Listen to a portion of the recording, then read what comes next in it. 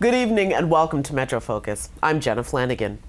In the wake of New Zealand's tragic shooting at Christchurch Mosque, faith leaders across the globe are speaking out even more against gun violence plaguing their communities.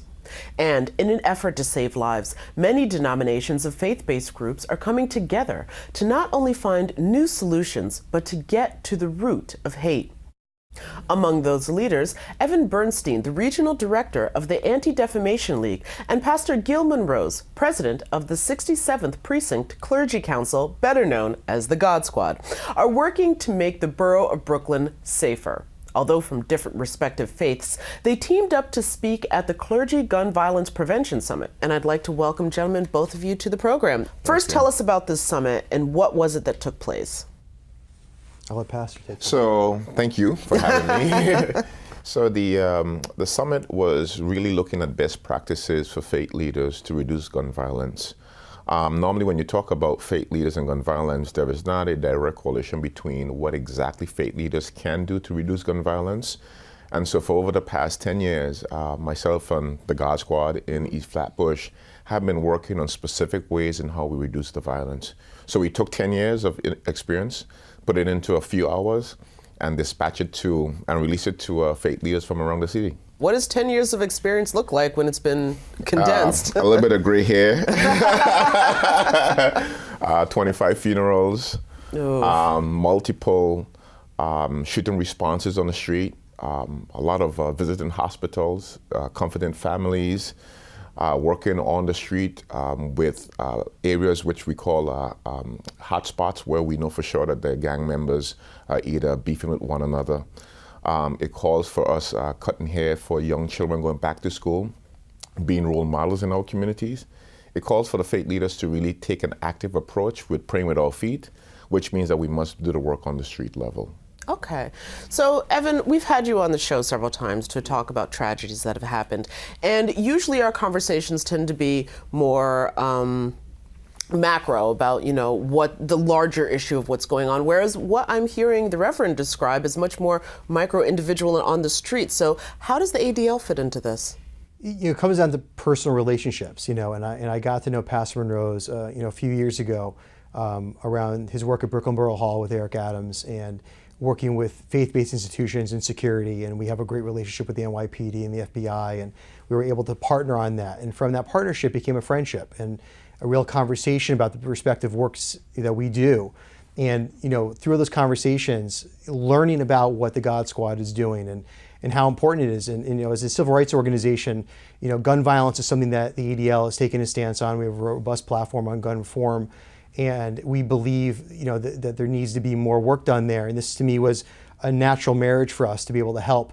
We're not on the ground. We are a macro organization to a certain extent. But to be able to help Pastor Monrose in his mission was a way, I think, for us to understand what was going on in the community. I had totally different kinds of thoughts on what the ADL could do to help in the community, like anti-bias work, everything else. But when I learned about gun violence, it was an opportunity, I think, for us to start standing together. And we went to Israel together last year, and I learned even more from the congregants that were members of his church and other churches in Brooklyn. And it just more and more solidified us wanting to help the God Squad and do the work with preventing gun violence in New York. So when it comes to some of the work that you're doing, we mentioned sort of at the beginning of the piece, getting to the root of hate. Right. And it sounds more like what you're getting to the root of is more of inequity, inequality, some of the social issues that can plague some of the poorer communities that are suffering some of the gun violence issues. Am I getting that correct? Yeah, that's right. I mean, if you look at Central Brooklyn, if you look at Crown Heights, when you look at anti-Semitism in those areas as well, even though I don't equate poverty with violence, I do know that there is a direct link between the resources that we see in our communities and the violence that we see. So I think that over and over again, what we need to always remember is that hate is a human condition across the board, and rich, poor, in between. And so the work that we do is that we try to make sure that we try to meet specifically those individuals where they are in the community and figure out ways how do we help them up and to give them a hand up into the situation.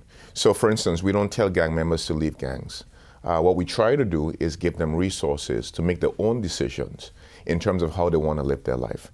But the importance is that we must be at the place where they are to give them the opportunities in which they need.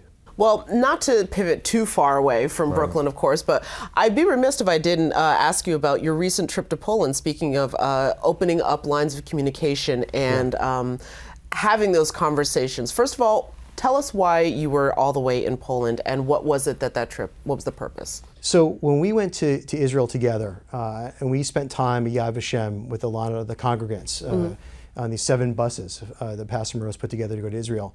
And I realized that there wasn't a tremendous knowledge of the history of the Jewish people, and a lot of the knowledge they had of the Holocaust was really defined between 1939 and 1945, and it was one kind of brief experience at an amazing museum, but still a museum. And as things kind of ramped up over the last 6-8 months in Brooklyn, and we saw more and more assaults taking place, I was trying to think of a way as an organization that's not situated locally in Brooklyn, how can we get people to understand and start talking and having conversations? And the first thing that came to my mind was people need to go to Poland, they need to go to Auschwitz, they need to experience Birkenau, they need to see where the Warsaw Ghetto was. And my idea was if someone could experience that, maybe it would help them be able to communicate, kind of the Jewish story in a different way and have a different perspective. And the first person I thought of was bringing my friend Pastor Monroe, who would give me an honest opinion on the trip of whether or not this would be something that is worth, continuing, and is it going to have impact. And I think based on everything that we've discussed during and post-trip, it's something that we want to continue, and we think it has a lot of merit to help continue conversations. And Pastor Monroe, what was your take on that trip? So one of the things I always say to Evan is that, a lot of times community call us to help and stand on their issues. And I said to him, you have to also help us stand on our issues as well. To have great partnership, you have to know where you come from and understand our pain and our suffering. You have to understand our community and our neighborhoods. You have to understand what we deal with every single day, so that when you call me to stand with you, I also need to understand where you're coming from, your pain, your suffering, and your history. And I think that we are bonded by our past. We are also connected with our present, and we're going to be connected with our future. So for me, going to Poland, I think that a lot of the places that we have been to, the history that we saw, we felt.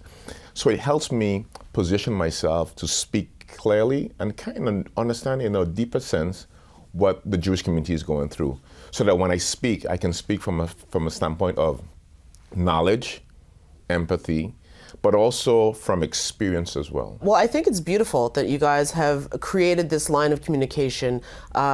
Even though we are this incredibly multicultural city, we somehow can manage to live in our separate bubbles. And so the more communication and understanding that we can have of each other's experiences and lives, I would hope that would definitely be able to change some of the violent outcomes that we've seen. So I hope so. Thank you both for joining us on the program. No, thank you. Absolutely. Thank you so much. And of course, Evan, we'll have you back again, and Pastor Monroe, we'd love to have you on as well. Thank you so much.